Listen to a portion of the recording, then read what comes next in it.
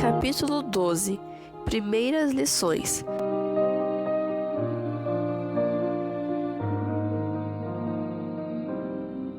Cada um disse um verso bíblico. Depois cantaram uma música e o Senhor José orou, agradecendo a Deus a presença de Pedro entre eles. À noite, a pedido da senhora Laís, Pedro ligou para o celular de sua mãe pedindo permissão para que ela o deixasse acompanhá-los ao shopping. Assim fizeram. Com exceção do senhor José, que preferiu descansar, todos foram passear. Rodaram um grande centro de compras e depois comeram numa pizzaria italiana. Na volta para casa, Nina resmungou de sono. Recusava-se a dormir sem sua neném. É aquela boneca velha, explicou Tiago. Ela não dorme sem ela. Ela não é velha, esbravejou a sonolenta Nina. Ela é minha neném. Deixaram Pedro no portão de casa. Devia ser umas 11 da noite e rumaram para casa. O garoto entrou pelo portão pequeno, destrancou a porta e ouviu que sua mãe estava no quarto. Ali entrou devagarzinho, escutando o barulho do chuveiro da suíte. Ainda estava um pouco chateado, porém o dia com a família de Tiago tinha acalmado seus nervos. Mãe? Perguntou pelo vão da porta do banheiro. Oi, filho, respondeu a voz materna lá dentro. Acabei de chegar, vou terminar aqui e já vou lhe dar um beijo. Pedro foi para seu quarto. Tomou um banho e quando estava se deitando, sua mãe veio lhe dar boa noite. Ele pensou em contar um pouco de seu dia e estender a conversa, mas o cansaço era visível no rosto de Isabel. Apenas a abraçou forte e entrou em sono. O domingo passou lento, como deveria ser num dia de totalmente vazia.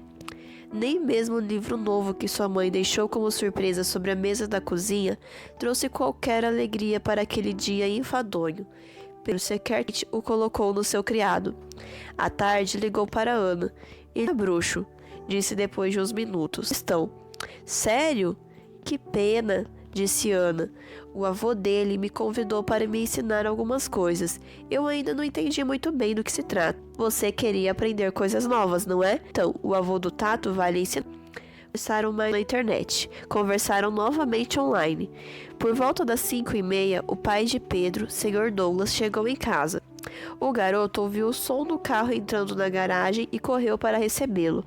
A porta bateu pesada e o Sr. Douglas, com cabelos negros despenteados, quase cobrindo os olhos fundos pela exaustão, ensaiou um sorriso quando viu o filho. Pedro correu até ele, deu um abraço fraco, pois pensou que um mais forte desmontaria o que sobrara do pai. Pegou a maleta e o conduziu para a poltrona. Serviu-lhe um suco daqueles de caixinha e se colocou à disposição para qualquer outra coisa. Obrigado, filhão, disse o homem. Não quero nada não. Sente-se aqui comigo e deixe-me olhar para você um pouco. Deixe-me respirar o ar da nossa casa. Estava no rosto do Sr. Douglas o abatimento pela viagem. Pedro suspeitou que nem tudo dera certo para o pai naquele fim de semana, mas nem se perguntasse isto seria compartilhado com ele. Afinal, era apenas um garoto de 14 anos, e os adultos preferiam excluí-lo de assuntos mais difíceis de entender. O Sr. Douglas não teve qualquer ânimo para conversar com o filho. Estava exausto demais. Ficou um pouco na sala e subiu para o quarto, onde adormeceu logo após o banho. Na terça-feira à tarde, Pedro acompanhou Tiago na escola CP. Tato iria jogar futebol e ele aproveitou para fazer alguma pesquisa na biblioteca. Tiago correu para a quadra, onde Carlos, o capitão do time de futebol da escola, estava como monitor de recreação. Entrou num dos times para brincar um pouco e no fim de um dos jogos, Carlos o chamou para conversar. Quem é você? Perguntou o monitor. Tiago Dantas. Você é aluno do professor Jorge? Tato apenas assentiu com a cabeça. Ele já ouviu jogar? Sim. Ele já ouviu jogar desse jeito? Carlos apontou para a quadra, onde o outro time estava jogando agora. Tiago tinha feito 5 gols durante os 15 minutos de sua partida. Acho que sim. Tiago coçou a cabeça. Caramba! E por que você não tá no nosso time? Exasperou-se o capitão. Vou falar com o professor Jorge. Não! Tiago quase gritou ao ver Carlos virar as costas. Espere. Eu fui convidado, mas eu não pude entrar. Não pôde? Carlos voltou-se para ele. Por que não pôde? Eu sou cristão. E daí? Eu também sou. Eu sou um guardador do sábado e os treinos são aos sábados, não são? Ah, tá. O capitão parecia medir Tiago com os olhos e refletir sobre a afirmação. Sem problema. Nós conversamos com seu pastor e pegamos uma liberação com ele. Que tal? Desculpe, mas não funciona assim. Tiago já perdera conta de quantas vezes ouvira antes que deveria pegar uma autorização do pastor para poder fazer as coisas aos sábados. As pessoas não conseguiam entender que aquilo era um princípio verdadeiro para ele. Era um dos 10 mandamentos de Deus. Estava escrito ali, no 4º mandamento. Seria o mesmo que pedir para o pastor deixar mentir, roubar, adulterar ou até mesmo matar. Entendo, disse Carlos. Tiago, você joga muito bem para estar fora do time do campeonato interescolar. Ele se sentou e convidou com a cabeça para que Tiago fizesse o mesmo. Se eu resolver seu problema no sábado, você entra para o time? Como assim? Responda-me. Se não precisar treinar nem jogar aos sábados, eu entro. Fechado. Carlos estendeu a mão em cumprimento e sorriu alegremente. Apite a próxima hora de jogo para mim, disse estendendo-lhe o apito. É hora de trabalhar pela escola. Levantou-se e subiu apressadamente as escadas para o pátio central. No dia seguinte, quarta-feira, por volta das 2 horas, a campainha da casa de Tiago soou. Ele correu para abrir o portão, pois já esperava que Pedro chegasse. Porém, seus olhos se arregalaram diante da companhia do amigo. Ao lado dele estava a sorridente Ana. Tiago convidou os 2 amigos para entrarem. Passaram pelos cômodos até chegarem na sala dos livros, onde já estava o senhor José. Cabelos brancos e fartos, perfeitamente penteados, parecia um chapéu de lã. O velho homem apontou as almofadas no chão, onde os jovens se sentaram. Muito bem, começou o senhor José. Vejo que não conheço essa linda jovem que também está aqui. Ana? Ela balançou a cabeça e as sardas de seu rosto se juntaram com seu sorriso. Acertei. Tato havia me falado de você. Pedro leu em um certo livro por aí que Jesus se casou com Maria Madalena e teve uma linhagem de filhos e filhas. Bem, eu não acredito nisso. Eu acredito na Bíblia. Ele tocou no velho livro em suas mãos, e a minha Bíblia não diz nada disso. O avô continuou. Para eu poder explicar quem é Jesus, tenho que começar, claro, do começo. Pedro e Ana, Jesus não é um simples personagem histórico. Jesus não é fábula nem invenção humana. Ele também não é um espírito humano evoluído que chegou à semelhança com Deus. Ele é mais que isso tudo. Tato, o que é eterno, meu neto? É o que sempre existiu, existe e sempre existirá, explicou o garoto, também sentado ao lado dos amigos. Eternidade é um para sempre, para trás e para frente, sem início nem fim. Perfeito, disse o senhor José. Alguém tem alguma dúvida sobre esse conceito?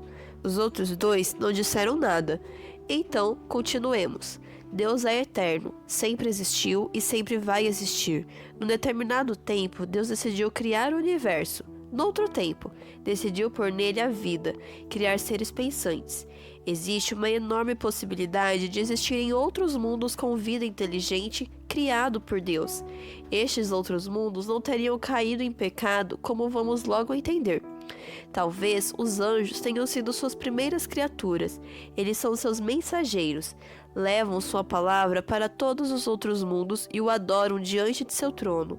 Entre esses anjos existia o mais belo de todos, o mais inteligente e um músico de excepcional qualidade. Dizem até que era o regente do coro celestial. Ele se chamava Lúcifer, mas ele começou a nutrir um estranho desejo, ser honrado como um ser divino. Enquanto isso, Deus planejava a criação dos seres humanos. Pedro e Ana prestavam atenção. O senhor José continuou. A soberba encheu o coração de Lúcifer, dando lugar ao egoísmo e questionamentos estranhíssimos sobre o Criador. Lúcifer passou a desejar o trono de Deus. Ele quis ser o próprio Deus. Em sua infinita sabedoria, Deus sabia o que se passava no coração desse anjo. Por muitas vezes conversou com ele, falando amorosamente e alertando sobre o caminho que se descortinava à frente dele. A verdade é que Deus Sendo onisciente, já havia previsto que uma rebelião daquela natureza poderia ocorrer. Esse era o risco em se criar seres com livre-arbítrio, ou seja, que estariam livres para escolher entre o caminho certo e o errado, entre a luz e as trevas. Porém, o que seriam os anjos sem essa liberdade? Seriam apenas criaturas robotizadas, agindo automaticamente sem possibilidade de escolha. Os garotos pareciam demonstrar muito interesse naquela história que continuava. Lúcifer começou a espalhar sua teoria pelo céu, falava com os anjos, convocava reuniões, questionava por que somente Deus podia ser adorado, por que os anjos também não mereciam adoração, por que os anjos não podiam ter o poder de projetar, criar e governar com todo o conhecimento que haviam recebido diretamente de Deus? Ele dizia ser amoroso, mas na verdade era um tirano autoritário sentado em seu trono. Todos podiam ser como ele se assim desejassem. Essa era a base da teoria de Lúcifer. Com ela, esse anjo arrebatou 1/3 das hostes celestiais, gerando a primeira discórdia no universo. O senhor José percebeu espanto no rosto de Pedro e Ana. Isto mesmo, 1/3 dos anjos aceitou a absurda teoria de Lúcifer e concordaram em segui-lo. A Bíblia diz que esses anjos foram expulsos do céu. A partir daí, creio que eles passaram a bater de porta em porta dos planetas que Deus havia criado. Ali, Lúcifer apresentava sua teoria absurda e era expulso. Ninguém quis saber das ideias tresloucadas dele. Imaginem agora os anjos expulsos do céu, que acreditaram que iriam encontrar um planeta onde seriam deuses. Agora se viam perdidos, seguindo Lúcifer por todo o universo. Eles se tornaram sem teto agora. Passaram em todos os planetas e não encontraram guarida.